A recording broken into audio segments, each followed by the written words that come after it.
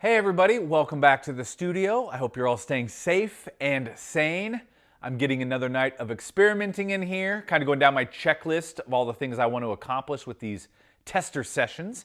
Tonight we're going to focus on mono room mics that are out there. We'll get to that in just a second. I've got a bunch of sessions coming up and some mixing, so I'm trying to get a bunch of these videos in the can, or as many as I can anyway, but I'm still waiting on a bunch of new mics that I've ordered that I'm really excited about. And then I'm gonna get some overhead stuff, and we're gonna get some guitars and things like that. I even have to build a couple of these mics. Yeah, it's gonna be pretty cool. So tonight, I'm keeping the same mic setup around the kit, the Roswell Mini K87s on the overheads, Heil PR30s on the toms, Audio-Technica AT4081 in the kick, the MicParts SDC84 on the snare, and I have my 4047 out front also, though I don't know if I'm gonna use that tonight. Trying to keep that the same. Paiste Cymbals. The one thing that's different, although this is a Ludwig kit, this is one of the new Neu Sonic kits, the satin wood, and my lord, I'm having a fun time playing this. This kit sounds great. The toms are fantastic. They sing, but they're still controlled, and they just won't let me stop hitting them. I love it.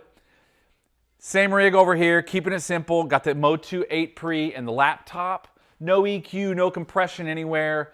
Whole point of this is just to get a balanced sound, natural sound here, so I can test out the other mics and once again have a clean session that I can experiment with more with plugins, outboard gear, that sort of thing later. So that's our setup. Let's go have a look at where I have the mono room mic placed for tonight's session. I am a huge fan of mono room mics. I use one on every single session I do. There's just something cool about them. They're kind of a secret weapon of ambience in my opinion, because you can use them just a little bit and always keep a sense of space around your kit to where you might not even know it's on until you turn it off. You can annihilate it with a compressor. You can parallel it, which I do a lot of the times. I'll send off the aux on the board. I'll send it to another compressor and just like hammer the crap out of it, or even distortion pedals or something. Also in a mix, if you have stereo rooms as well, you can use your mono and stereo rooms as a way to give your mix some movement, which is kind of fun as well. Now, most of the time for me, my mono room mic is pretty low to the ground. I'm about 8 feet in front of the kit right now. We're about 2.5 feet up, because a lot of the times right above it, I'll have another Blumline pair, of ribbons most of the time. So I keep these low, kind of helps keep the cymbals out of it a little bit, especially if you're hitting with a compressor. Tends to emphasize a little bit more the low end down here, or at least just de-emphasize some of the cymbals. So like the front kit texture video, I have a ton of microphones that I'm gonna try to get to tonight. So I'm just gonna pick a handful of them that I think are interesting for one reason or the other, and then I'll share those with you. But for now, I'm gonna shut my trap, and I'm gonna go hit that awesome Ludwig Neu Sonic kit. Let's do this thing.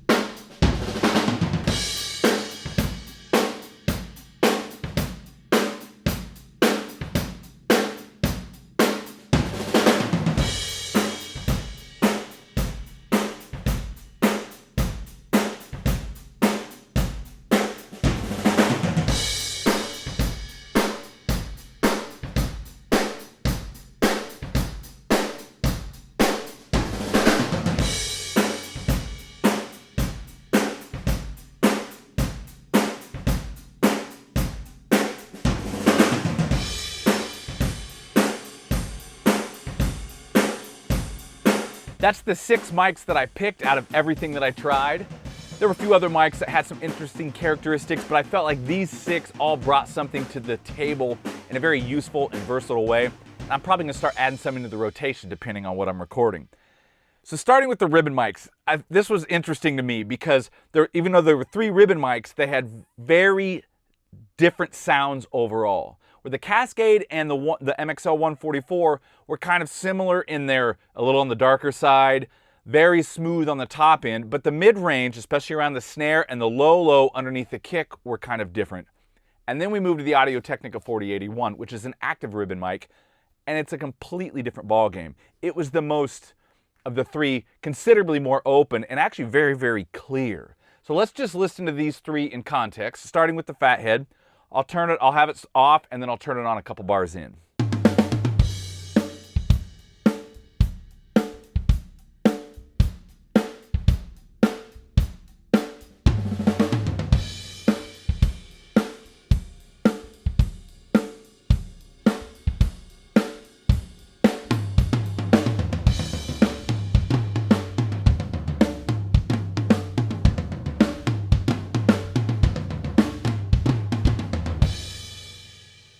What you'd expect from a ribbon mic, it's smooth with the cymbals, it's very full sounding, it adds a little beef to the drum set and a nice sense of space around it without sounding too crazy, especially with the cymbals. Now let's see how the 144 differs from the Cascade. I'll do the same thing, start with it off, and I'll kick it on.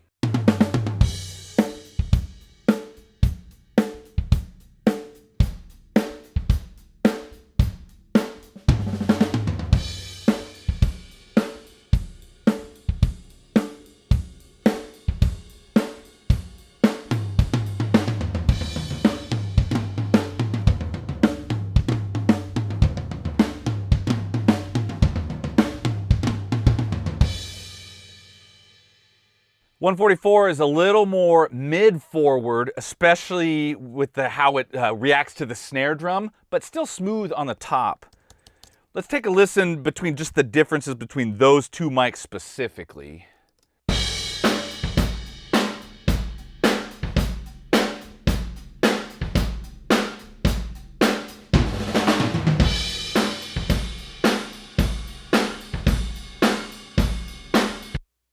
Now the 144.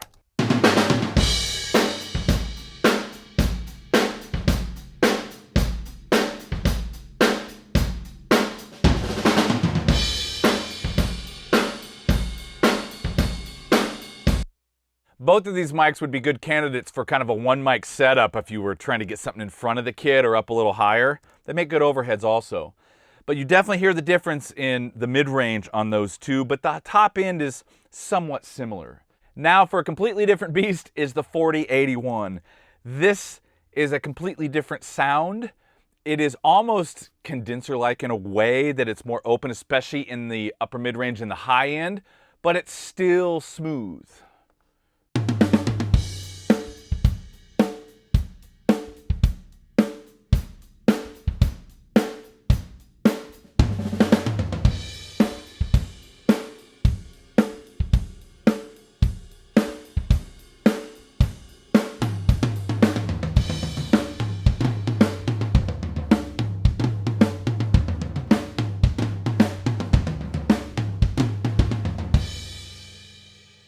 I hadn't actually used that mic as a mono room before, and I'm very pleasantly surprised with it. It could be a nice alternative to a condenser if you want something kind of very open, and it's very clean. Here, just on its own, check this out. I'm impressed with how clear it is.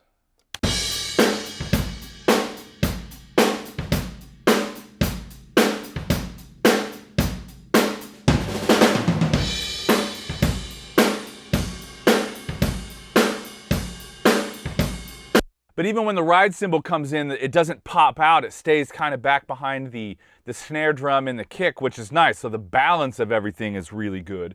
That could have a little bit to do with the placement in the room also. But I think that mic, like the two other ribbons, still handles the top end really well, even though it's considerably brighter than the other two. That one is going to get further experimentation for me. Next up is actually the very first microphone that I ever built, and that is the T47 from MicParts. This is a really cool mic and really versatile because it has two polar patterns, Cardioid and Omni. It's also a pretty simple build, so if you've never built one and want to take the plunge, I highly recommend this microphone. It's really, really nice. I'm going to show you this mic in Omni because I'm a huge fan of any sort of Omni mic for rooms for a few reasons. One, it tends to sound more open and a little bit bigger than a mic that's in Cardioid because it's picking up not just what the mic is looking at, it also softens transients just a little bit, which tends to make it sound a little further away, a little bit bigger. Also smoother on the top end, and Omni tends to get a really nice bottom, or a much rounder bottom, which can be great in room mics.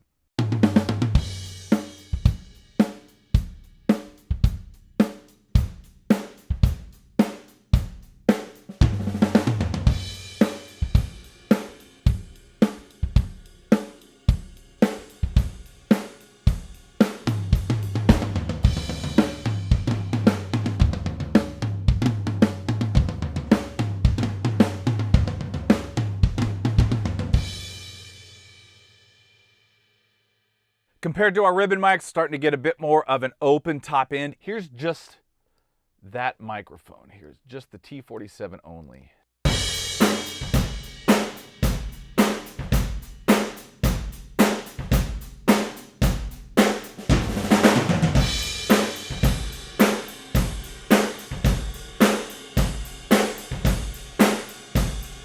Still does a nice job with the cymbals though, that when that ride comes in, it doesn't take over. I do like how the bottom end feels a little bit extended and open, and because it's a condenser, it's also a bit more articulate than our ribbon microphones. So if you're looking for something with more articulation, especially in the stick attack, you might want to go with the condenser over a ribbon mic. Because although you can EQ that top end of the ribbons in, and sometimes that sounds amazing, you'll never be able to match the actual articulation. So that's something to consider when you're either buying a new microphone or picking which sound you want for your room sound. Next up, one of my favorites. You saw it in the front kit texture mic video. You're gonna probably see it when I get into some stereo room mics, and you're gonna see this with some guitar as well. And that is the Red 12 from 12 gauge microphones. I don't know what to say about this mic. It just keeps shocking me. I love the tone. It's fat, it's thick, it's gritty. It's not hi-fi. And you can compress the crap out of it if you want to. And it just, you know, it's cool. So let's take a listen to what that sounds like in context.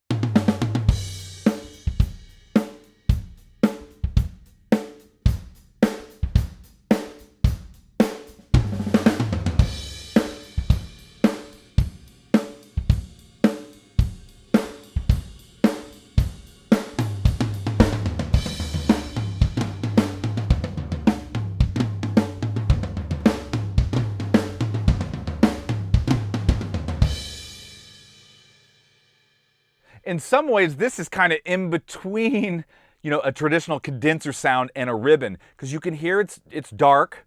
You know, it's not the cymbals. There's no sheen on the cymbals like we heard on the T47, but it's also a little gritty because you can hear it affecting the kick drum and giving some character. Instead of just hearing ambience, it's adding a little bit of character to the sound.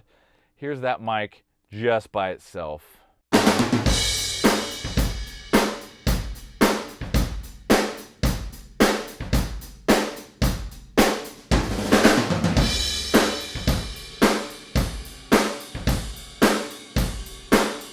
The last mic I want to cover is arguably the most open of all of these and the most even sounding, and that's the Roswell Pro Audio Delphos.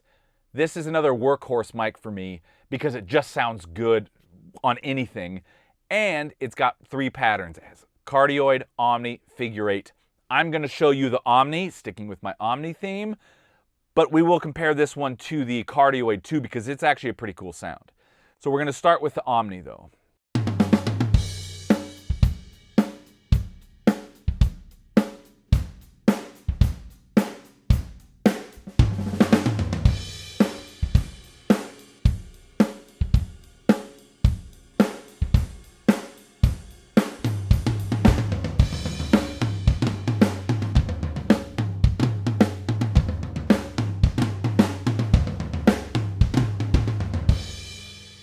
So this mic I think is the most even. It's nice with the low end. The snare drum sounds really good in it. It has a bit of a sheen on the top with the cymbals, but it's not harsh. And this is a mic that I used to use a lot for stereo rooms, and probably will, when I get to the stereo room experimentation, pull those back out because of the way it handles cymbals. It's smooth for a condenser, which I really like. So here is just the Delphos.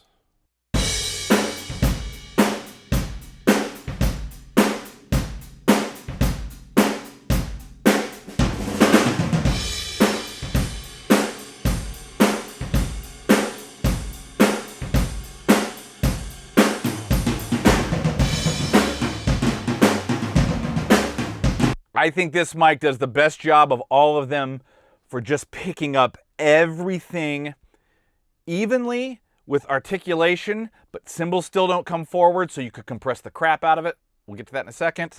There's actually a lot you could do with this microphone. All right, so let's compare that real quick to what it sounds like. Let me put this volume back down here, and let's hear this with Cardioid.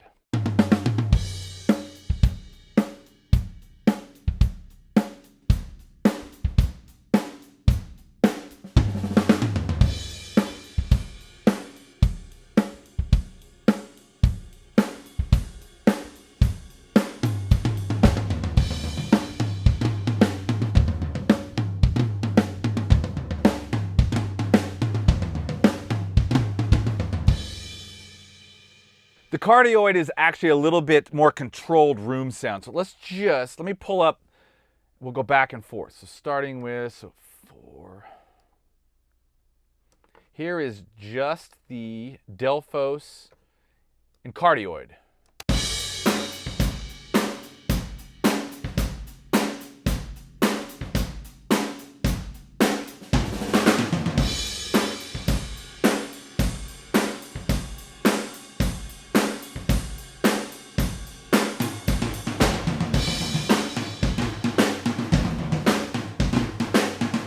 And here it is in Omni.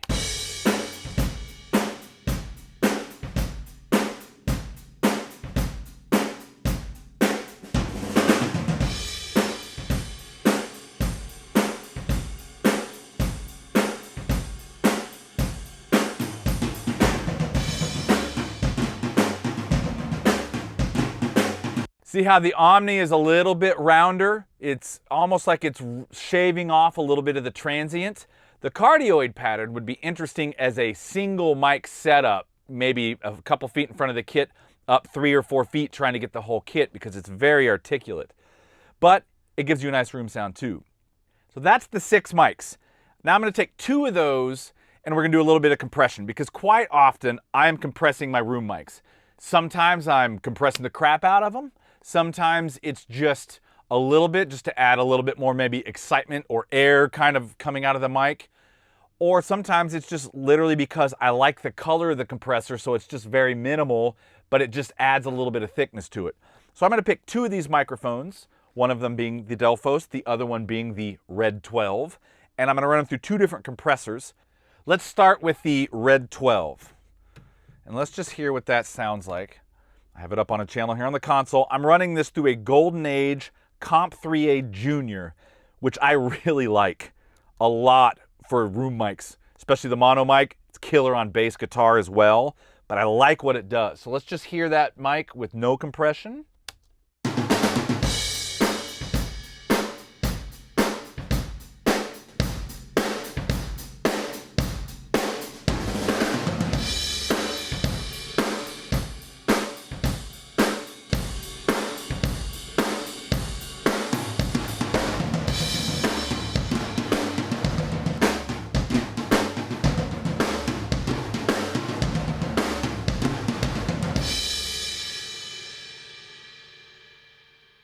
Pretty interesting sound. It thickens it up a lot. I actually like the sound of that mic with no compression, but once the compression goes on and gets turned back off, it's kind of like, oh. So let's hear what that does in context. And I'll do the same thing as I did on all the others. I will start the first couple bars with the room mic on, but no compression, and then I'll kick the compression on and off so we can hear the difference. All right, here we go.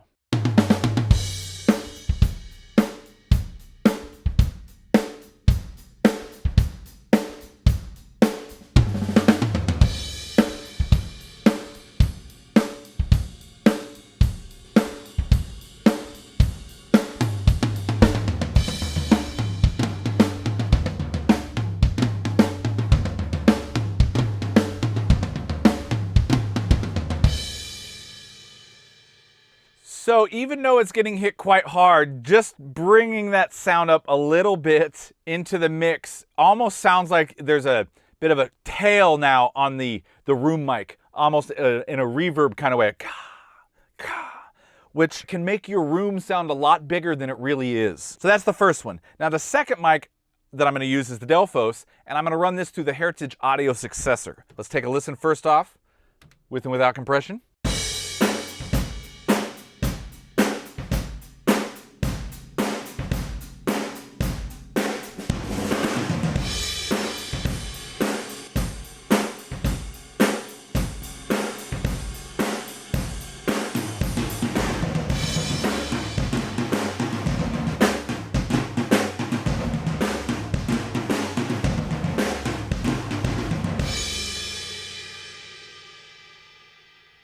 So this compressor also has a nice kind of thick vibe to it. Does a nice job handling the transients, and I like what it sounds like in context. So let's check that out now.